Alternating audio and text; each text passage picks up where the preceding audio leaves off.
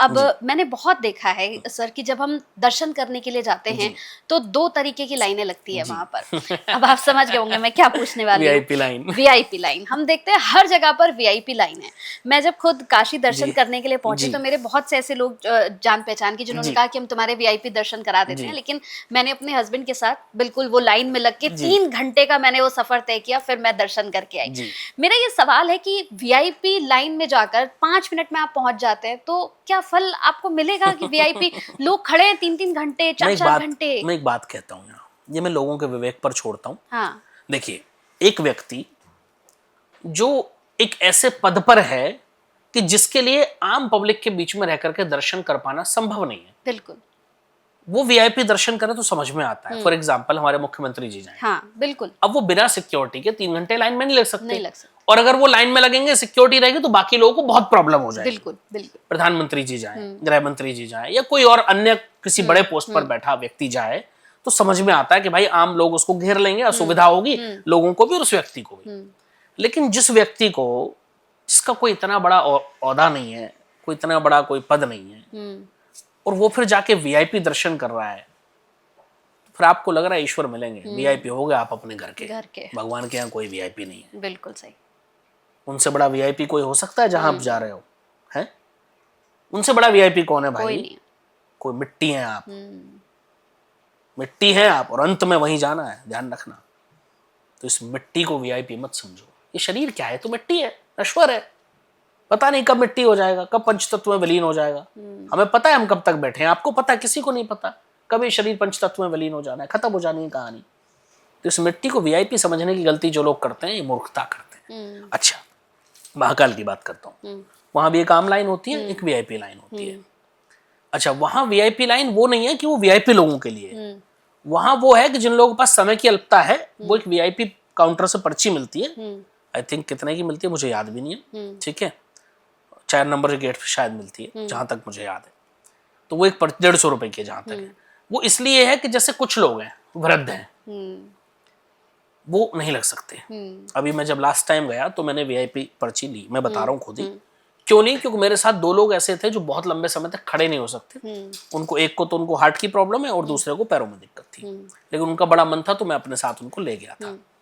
तो मैंने वीआईपी पर्ची से दर्शन किए, लेकिन उससे भी हमें करीब आधा पौना घंटा लगा, क्योंकि उसमें भी करीब 100 लोग थे लाइन में, और जो आम लाइन थी उसमें 3-4 घंटे लग रहे थे।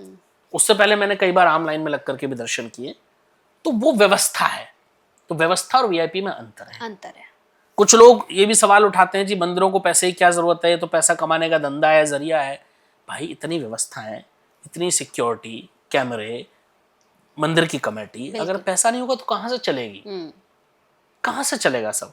तो ये तो आवश्यकता है, इसको मैं खराब नहीं मानता।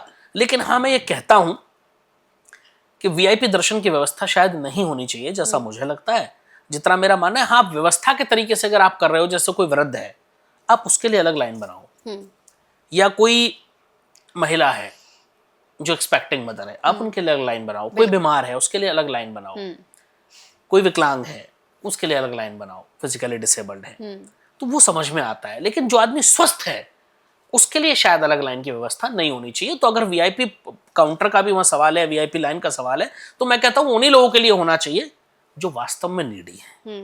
वो हर किसी के लिए नहीं होना चाहिए। ये थोड़ा सा मैं इसके विपरीत हूं। एक आखिरी सवाल आपसे, इस सावन में एक ऐसा महा उपाय देके चाहिए मुझे कि हमारे सारे व्यूवर्स के सारे कष्ट दूर हो जाएं, बीमारियां दूर हो जाएं, जिंदगी में सब कुछ आसान सा हो जाए। जिस दिन से सावन शुरू हो रहा है उस दिन से लेकर के जिस दिन तक खत्म हो, रेगुलर अपने घर से 1 लोटा जल, पहले उसमें गंगा जल डालना, फिर जल डालना, फिर दूध डालना, फिर शहद डालना, फिर 1 बूंद घी डालना, ये 5 चीजें लेकर के उसमें अपने घर से लेकर के जाओ। नंगे पैर जाना है घर से शिव जी के मंदिर तक, और वो जल चढ़ा के वहां आओ नियमित रूप से। उसके बाद प्लेन जल भी आप मंदिर से लेके चढ़ा दो। जब वापस आओ तो लोटा खाली मत लाना, जल ऐसे जल गिर रहा होता है ना, 2-4 बूंद ले आना, लाके घर के मेन गेट पर छिड़क देना, आपके सारे संकट खत्म हो जाएंगे। महादेव आपको तार देंगे इसी सावन में। अच्छा, तांबे के लोटे से जल चढ़ाना सही होता है? आप किसी भी लोटे से चढ़ाओ, कोई फर्क नहीं पड़ता। कोई फर्क नहीं पड़ता। मेटल का होना चाहिए, प्लास्टिक वगैरह यूज नहीं करनी चाहिए। तो मैं भी उसके विरुद्ध हूँ, क्योंकि पर्यावरण के लिए अच्छा नहीं है। और जब हम सनातन की बात करते हैं तो हम सबसे पहले पर्यावरण की बात करते हैं। बिल्कुल बिल्कुल। सनातन से ज्यादा तो पर्यावरण को कोई पूजता ही नहीं है। हम एक एक वृक्ष में भगवान देखते हैं, पीपल में भगवान देखते हैं क्योंकि 24 घंटे ऑक्सीजन देता है साइंटिफिकली देखो तो। हम गाय में भगवान देखते हैं क्योंकि हम पशुओं की रक्षा की बात करते हैं। तो सनातन तो एनवायरमेंट फ्रेंडली रिलीजन अगर मैं किसी को कहता हूँ तो सनातन है। हम सर्प में भगवान देखते हैं क्योंकि सर्प के बिना इस एनवायरमेंट की कल्पना नहीं की जा सकती। वो बहुत महत्वपूर्ण पार्ट है इस वातावरण का, इस एनवायरमेंट का। तो हम तो हर चीज में भगवान देखते हैं। बिल्कुल। तो सावन का मुझे लगता है कि अब तक का सबसे बेस्ट पॉडकास्ट ये है, और जितने भी लोगों के मन में जो भी सवाल चल रहा हो आप कमेंट बॉक्स में हमसे जरूर पूछ लीजिएगा। और बहुत से लोग जो महादेव की शक्ति को, महादेव की कृपा, महादेव को समझते नहीं है, जानते नहीं है, मुझे लगता है कि इस पॉडकास्ट के बाद ना कोई सवाल आपके मन में तो नहीं चल रहा होगा महादेव को लेकर। बहुत अच्छा लगा सर मुझे, मतलब मैं बता नहीं सकती आपको, मेरा सावन का तो पूरा महीना ही सार्थक हो गया, इतना अच्छा लगा है। बहुत बहुत धन्यवाद सर। बहुत आभार। हर हर महादेव। हर हर महादेव।